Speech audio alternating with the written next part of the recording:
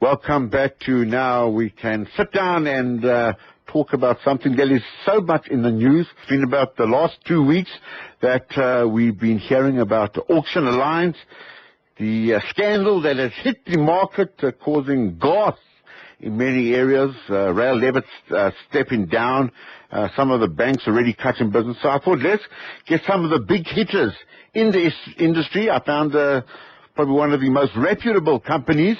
We've had them on the show over a couple of years. Some of you have dealt with them, only had good news. I thought, let's bring in Roy Lazarus, CEO of Park Village Auctions, and let's bring somebody from the compliance side in, Nico Marie, Director for Complaints at SA Institute of Auctioneers. First of all, Roy, good afternoon to you. Good afternoon, Steve. Great to have you here. Good afternoon, Steve. And Nico, welcome to you as well. Let's kick off with you, Roy. We all know about the negative publicity that's going around Auction Alliance. It's probably obviously nothing to do with other auctioneering companies, but the sword is out at the moment. Is this going to affect the auctioneering industry as a whole, Roy? Most definitely, Steve. People are now suspicious and do not regard auction sales as being transparent. It is now up to the auction industry to re-establish themselves with the buyers and the public in general. Ghost bids, and we're going to be talking about the bidding process a little bit later, Roy. People presumed to be bidding against real people where in fact some are fictitious. Let's go to Nico for a second. Nico, how does the Consumer Protection Act protect bidders? Well, Steve, all auctioneers in South Africa are now registered by the Consumer Protection Act and also the State Agency Affairs Board Act, which in the event of immovable property. Right. Now, for a bidder out there or consumer, it's very important that he becomes au fait with the conditions of sale, rules of auction, and the regulations help the consumer to also give their complaints through to the commissioner.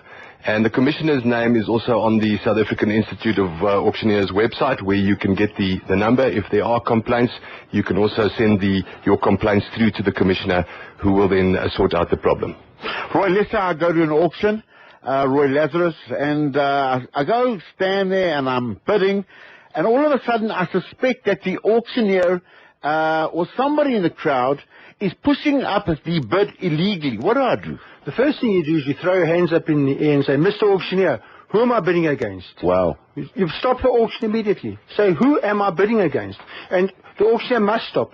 And he'll either say you're bidding against this man here, and this man, if he is bidding, he's going to say, yes, I did bid the motor car or the truck or the house or the property to the figure that he says. Right. Otherwise, if he didn't, he's going to shake his head, and the auctioneer is going to be caught out there and there. So the advice I can give to the listeners is, if you're at all suspicious, stop the auction sale. Wow. That is the first thing you do. And if there is a vendor bid, and I just want to discuss this because... So what is a vendor bid? Yeah. I'm glad you brought that up. Because a vendor bid is sometimes known as ghost bidding. A vendor bid is when the seller or the creditor or the bank bids to protect the assets which are being sold. Very important that this must be disclosed to the parties attending the auction before the auction commences. So I cannot have a vendor bid there if I do not disclose it. Advance notice needs to be given if a sale by auction is subject to a right to bid by or on behalf of the owner, creditor, or the auctioneer. So it must be disclosed. If it's not disclosed, it's highly illegal. Tell me something, Nico. Is it illegal for the auctioneering company to plant one of their staff or one of the family to start bidding higher and higher so they get a higher price than they normally would? Is that unethical or is it illegal? I think it's fraudulent, Steve, unless you follow the provisions of the CPA, which I think it's section 46 clearly states that once a vendor has the right to bid up to a reserve price, but then in the event that he does that, it has to be advertised before the time. That is a reserve price. And I think that was the problem with Auction Alliance. Now, I'm not yet to make any comments about Auction Alliance, but the fact of the matter is that if you provide this information to the consumer before the time, then you would not have any problems with regard to the reserve price. What were Auction Alliance doing, Roy? Do you know? In what way? What were they doing wrong? Were they doing things illegal? No, I can't say they were doing things illegal or not. I don't know how they operate. Our policy is to look at ourselves, see how we operate, and go from there. Have you ever put false bidders on an auction? We don't need to put false bidders. If we're selling motor cars, for example, or trucks, we have so many bidders at the auction sale. It's not necessary to put any false bidders in. And if you do put a false bid in, what's the point? You're not going to achieve what you have to anyway. So if we've got a property, we sell it subject to confirmation. And whatever price we get, we take that price and we take it to the bank, the creditors, the liquidator, whoever. And then you start a negotiation. Speaking to Roy Lazarus, CEO of Park Village Auctions, Nico Marie, Director for Complaints at the SA Institute of Auctioneers. Nico, should the industry not just have a regulation body? Yes, without a doubt. I think SIA has for a long time called for dialogue with the Department of Trade and Industry and with Services SETA. The good news, I think, from this current crisis is that the National Consumer Commissioner has actually made an undertaking that she would support SIA's initiatives to regulate the auction industry by accrediting an industry code and also getting all the stakeholders involved, which includes the financial institutions, liquidators, attorneys, and all the other stakeholders. So I would say without a doubt the time is now very ripe, and I think that is the good thing that would come out of this current crisis. We've seen the banks being fingered here, allegedly, and we've seen the banks now pulling out of Auction Alliance. Another 2 banks pulled out today. But are people pointing fingers at the bank that some of their staff, not all of their staff, of course, some of their staff were taking kickbacks in passing properties on to Auction Alliance? Does that type of thing happen? Well, I'm not aware of it, but I mean, I can't comment on what Auction Alliance have done. But it is obviously a big problem. It's obviously a big problem. If there's collusion. So then you have collusion. Correct. The whole concept comes in, Roy, and this fascinates me. We got an email from one of my listeners asking about online auctioning and where, in fact, this fits in. It's something that fascinates me. Where's your position on online auctioning? There are 2 types of online bidding. The first type is the eBay type auction that I think most people know about. eBay, right? When the goods are placed on the internet for a fixed period of time, and when that period of time has elapsed, the highest bidder will be the purchaser if the reserve price has been met. That's the auction that's happening at the moment. Like bid or buy, bid or buy. Bid or buy at the moment. But what Park Village Auction has introduced is something very exciting. Yes. It's just been introduced 4 weeks ago, where we introduced online live auction streaming. You can bid in real time. So you don't have to attend the auction sale. You can register on the internet from your iPad, your telephone, your PC, your laptop, any way possible. You register, you pay a deposit. If you don't buy anything, you get your money back. And you can watch the auction on your PC at the same time as it's taking place, and you can bid in real time. It's totally transparent. You can see who is bidding against you. You can see the auctioneer. Wow. You can see the items that are being sold. Everything is done online live. And there's no shenanigans going on, and there's no ghost bidders, because you have to pay a deposit, which is refunded if you don't buy anything. I picked up on that because earlier you said, I'm thinking, well, wouldn't you be a ghost bidder if you go online? But the fact that you have to pay that deposit means you're not a ghost bidder. 100%, Stevie. In fact, I'm negotiating with the Department of Trade and Industry at the moment, and I'm saying that online auctions should not be allowed if there is no deposit paid. And we're negotiating and nothing's happening. I firmly believe a deposit has to be paid. If you don't buy anything, fine, you can get it refunded. If you do buy an asset, that amount of deposit should be deducted from what you pay. And Park Village policy is you cannot bid until you pay a deposit, and that deposit is refundable. So you know straight away that the person who's bidding against you is genuine, because you've got something to lose. And it's totally transparent. We're going to be giving you the website to go to and check that out.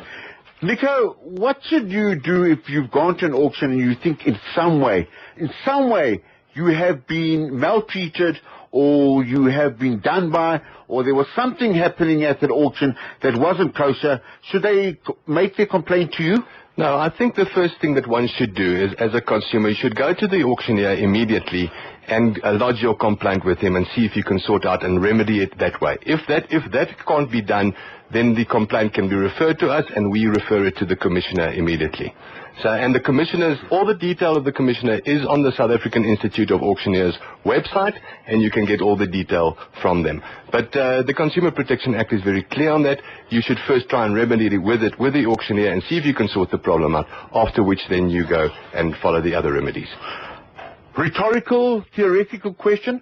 What happens if Auction Alliance, if it falls away, if the company disappears? Does it mean the pie then just gets bigger for everybody else? Because they have been a dominant player in the industry, Roy? It's a very difficult question to ask. I believe that auctioneering is becoming very specialized. Yes. So now, I was in America in July, and I saw that the auctioneering companies in America specialize in certain commodities, whether you're a property auctioneer, a motor car auctioneer, What do you specialize in at Park Village? We do a lot of loose assets. That's our main specialty. What's a loose asset? Well, we're talking about motor cars, trucks, earth-moving equipment. We do properties as well, but our main speciality is motor vehicles, trucks, trailers, earth-moving equipment. How often do you have an auction?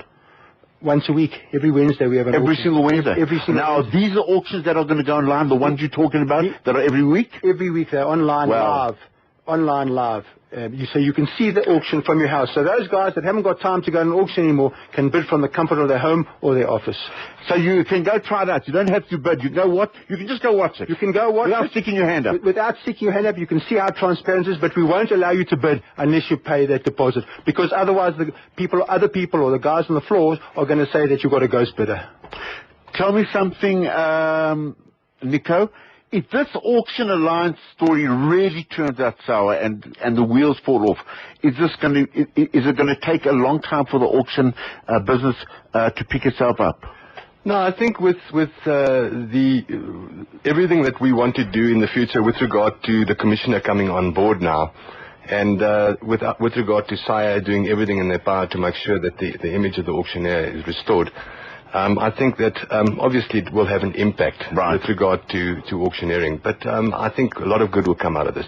Excellent. Let's give out that website if people want to go to Park Village Auctions and follow that online auction, which I think is fascinating. But if people want to just find out more about you, Roy, what is your website? www.parkvillage.co.za. And one word. And a landline number? 011 789 4375.